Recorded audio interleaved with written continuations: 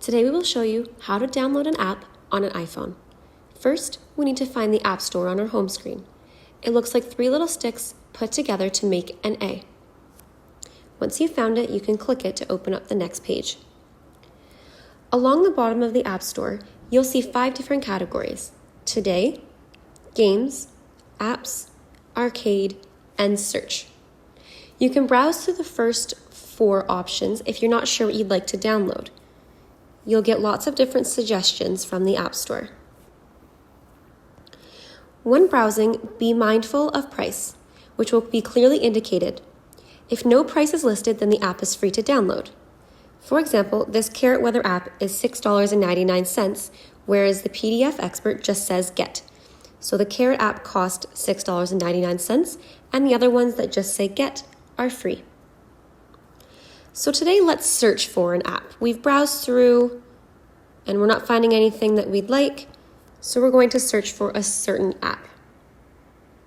So I'm going to click the search button on the bottom right there, and I'm going to download one of our free library apps called Freegal Music.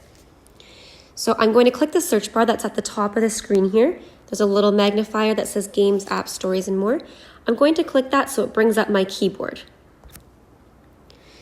Once my keyboard is up, I can type what I'm searching for. So I'm going to search for Freegal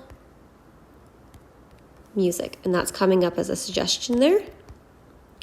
Once I've typed it in, I can click the blue search button at the bottom of my screen.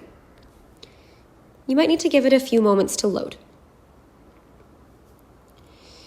Now you'll see all the different options.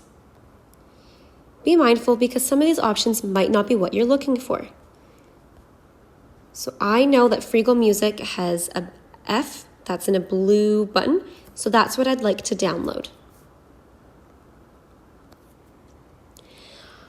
Sometimes you'll see the word Get next to an app, and sometimes you'll just see a little cloud with an arrow.